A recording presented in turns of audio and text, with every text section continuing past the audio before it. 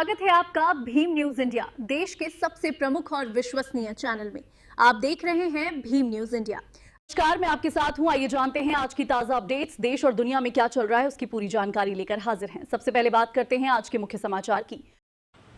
Court ने अरविंद केजरीवाल और मनोज सिसोदिया को किया बरी। आप देख रहे हैं भीम न्यूज इंडिया। मैं हूं आपका दोस्त विनय कुमार सिंघल। दिल्ली शराब घोटाला कांड में दोनों नेता जेल में रहे हैं और आज हाई कोर्ट ने उनको निर्दोष साबित करते हुए सीबीआई के ऊपर टिप्पणी की है। आप देख रहे हैं हमारे संवाददाता नवीन प्रकाश की दिल्ली से एक रिपोर्ट। प्रेस कॉन्फ्रेंस में पूर्व मुख्यमंत्री दिल्ली अरविंद केजरीवाल ने क्या कुछ कहा।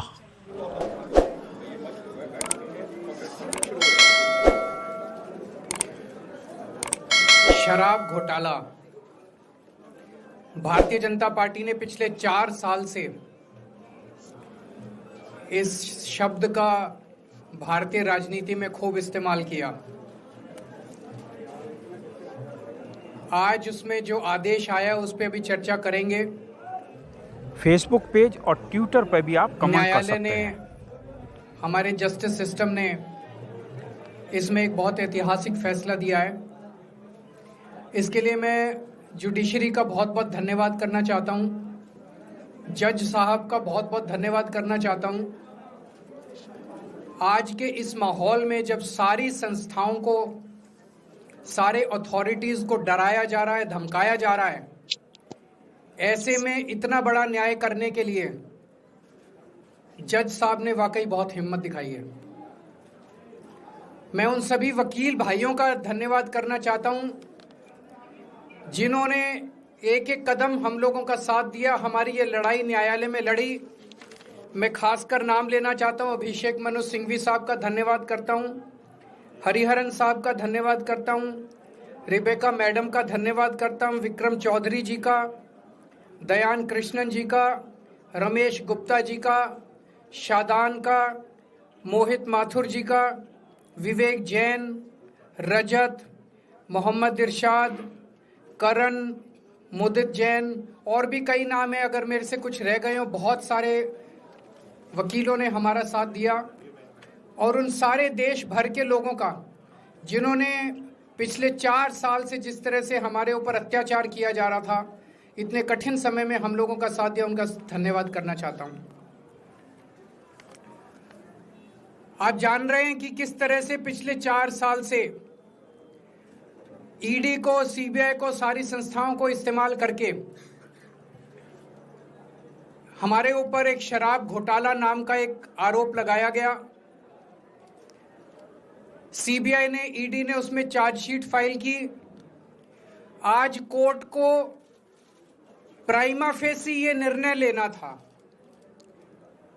कि क्या सबूत और गवाहों के बयानों के आधार पे सफिशिएंट मटेरियल है कि इसमें मुकदमा चलाया जाए। अभी मुकदमा चला नहीं था। कोर्ट को यह निर्णय लेना था कि क्या मुकदमा चलाने लायक सफिशिएंट मटेरियल है, और कोर्ट ने लगभग 600 पेज के आदेश में सारे सबूतों और सारे गवाहों को मद्देनजर रखते हुए यह कहा है कि इतना भी सबूत नहीं है, इतने भी गवाहों के बयान नहीं है, एक निक्का सा भी सबूत नहीं है कि इसमें मुकदमा तक चलाया जा सके। अगर मुकदमा चलाया जाता, 15-20 साल मुकदमा चलता, उसमें बहुत सारे गवाह बुलाए जाते, सबूत रखे जाते, उसके बाद होता, वो तो अलग बात है।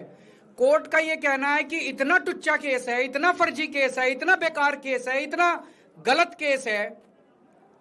ये मैं नहीं कह रहा, ये भाषा है। आप कोर्ट का ऑर्डर पढ़िए। ये ऑर्डर जो है ये ऐतिहासिक ऑर्डर है।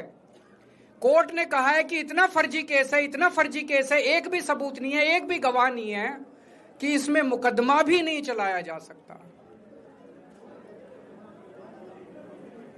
ये पूरा षड्यंत्र किसने रचा, क्यों रचा? ये पूरा षड्यंत्र 2 लोगों ने मिलकर रचा, नरेंद्र मोदी जी और अमित शाह जी। और आज उन दोनों को पूरे देश से माफी मांगनी चाहिए। उन दोनों ने मिलकर षड्यंत्र रचा कि आम आदमी पार्टी को खत्म किया जाए, आम आदमी पार्टी को बर्बाद किया जाए। और उस षड्यंत्र के तहत आजाद भारत का सबसे बड़ा और सबसे घिनौना षड्यंत्र रचा उन लोगों ने। वो देख रहे थे कि दिल्ली में वो हमें नहीं हरा सकते, वो देख रहे थे कि दिल्ली की जनता हमारे कामों से बहुत खुश है, वो देख रहे थे दिल्ली में कामों की राजनीति के आधार पे वो कहीं खड़े नहीं होते, तो उन्होंने एक षड्यंत्र रचा।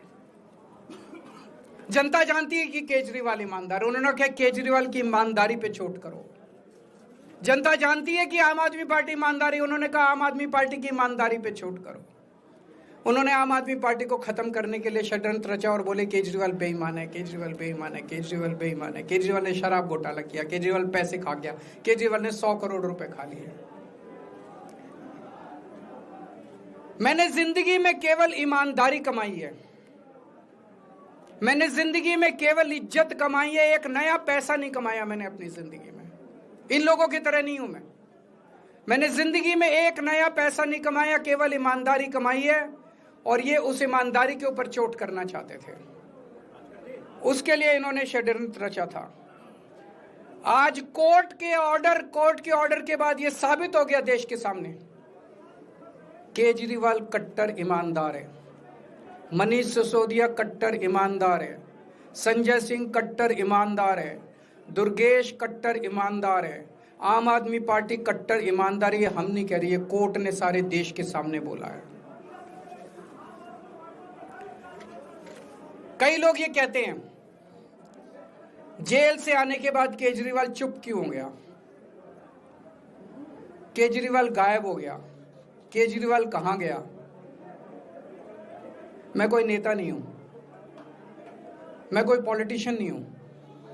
पॉलिटिशियन को फर्क नहीं पड़ता, उनको 4 गाली दे दो, मोटी चमड़ी होती है उनकी। मैंने जिंदगी में केवल ईमानदारी कमाई है। मेरे को जब कोई बेईमान बोलता है मुझे फर्क पड़ता है, मेरे को जब जेल भेजा जाता है, मेरे परिवार के ऊपर ताने मारे जाते हैं, मेरे को फर्क पड़ता है, केजरीवाल को फर्क पड़ता है। इसलिए मैंने तय किया था कि जब सारे देश के सामने मैं निर्दोष साबित हो जाऊंगा तब तक मैं चुप रहूंगा। आज मेरे दिल से बहुत बड़ा बोझ उतर गया। मैं मोदी जी को कहना चाहता हूं, मोदी जी आपने हमारे ऊपर इतने केस कर लिए, आपने ईडी छोड़ दी, आपने सीबीआई छोड़ दिया, आपने पुलिस छोड़ दिया, आपने इनकम टैक्स छोड़ दिया हमारे पीछे, आपने जेल भेज दिया हमारे 5 सबसे बड़े नेताओं को। आम आदमी पार्टी, एक समय ऐसा था जब आम आदमी पार्टी के सबसे टॉप के 5 नेता जेल में थे एक साथ। उसके बाद भी केजरीवाल का कुछ नहीं बिगाड़ सके। अब तो एक ही तरीका बचा है मोदी जी केजरीवाल से निपटने का, केजरीवाल का कत्ल करवाना पड़ेगा, केजरीवाल की हत्या करवानी पड़ेगी। उसके अलावा अब केजरीवाल आपसे संभलने वाला नहीं है, अब आपके बस का नहीं है केजरीवाल। आपने सब कुछ करके देख लिया, अब केजरीवाल का कत्ल ही करवाना पड़ेगा। और एक तरीका है, मैं पहले भी बोल चुका, लेकिन वो मोदी जी के बस का नहीं है। मैंने 500 स्कूल बनवाए दिल्ली में, आप 5000 स्कूल बनाओ। मैंने दिल्ली की सड़कें अच्छी करी, आप पूरे देश की सड़कें ठीक कर दो, देखो केजरीवाल को कोई पूछेगा ही नहीं। केजरीवाल ने 200 मोहल्ला क्लिनिक बनाए, आप 20,000 मोहल्ला क्लिनिक बनाओ। आप तो देश के प्रधानमंत्री हो, अरे अच्छे काम करो ना। वो नहीं होता मोदी जी से, वो मोदी जी से नहीं होता। मैं उनको कहना चाहता हूं, प्रधानमंत्री जी, केवल सत्ता की जो प्रधानमंत्री मोदी जी की और अमित शाह जी की सत्ता की हवस है, ये उसका नतीजा है जो ये षड्यंत्र रचा गया। और इस षड्यंत्र का मैं बहुत छोटा हूं, हमारे परिवार ने बहुत भुगत भोगी है। मैं जेल गया, मेरी मां बीमार रहती है बहुत ज्यादा, उसको अस्पताल में एडमिट कराना पड़ा, बहुत रोई मेरी मां, बहुत रोई। इनकी पत्नी मनीष सिसोदिया जी की पत्नी, उनको मल्टीपल स्क्लेरोसिस डिजीज है, सब लोग जानते हैं। जब सुप्रीम कोर्ट में केस चल रहा था, संजीव खन्ना जी ने कहा कि बहुत गंदी बीमारी है, उनके नीचे का पूरा पोर्शन काम नहीं करता और धीरे धीरे बीमारी बढ़ती जा रही है। हमारे परिवार ने बहुत भुगता है, लेकिन वो इंपॉर्टेंट नहीं है, हम इंपॉर्टेंट नहीं है, हमारा परिवार भी इंपॉर्टेंट नहीं है। लेकिन मोदी जी और अमित शाह जी के षड्यंत्र का खामियाजा जो दिल्ली भुगत रही है, दिल्ली के 3 करोड़ लोग भुगत रहे हैं, उसकी भरपाई कौन करेगा? आज दिल्ली में कहीं चले जाओ, सारी सड़कें टूटी पड़ी हैं, अस्पतालों में दवाइयां मिलनी बंद हो गई हैं, मोहल्ला क्लिनिक बंद किए जा रहे हैं, स्कूलों का बुरा हाल हो रहा है। पूरे दिल्ली में पोल्यूशन इतना ज्यादा कभी दिल्ली की जनता ने नहीं देखा था। यमुना का बहुत बुरा हाल हो गया है। एक चीज बता जो तो दिल्ली में इन्होंने ठीक करी हो। पूरी दिल्ली का बेड़ा गर्क कर दिया। सबसे बड़ा खामियाजा मोदी जी और अमित शाह जी की सत्ता की हवस, उसका सबसे बड़ा खामियाजा दिल्ली के 3 करोड़ लोगों ने भुगता है। दिल्ली के लोगों से जाके पूछो। आज मैं चैलेंज करता हूं मोदी जी को, मोदी जी हिम्मत है दिल्ली में दोबारा चुनाव करा के दिखा दो। 10 से ज्यादा तुम्हारी सीट आ जाए मैं राजनीति छोड़ दूंगा। तुम्हारी 10 से ज्यादा सीट आ जाए मैं राजनीति छोड़ दूंगा। दिल्ली की जनता त्रस्त हो चुकी है तुम लोगों से।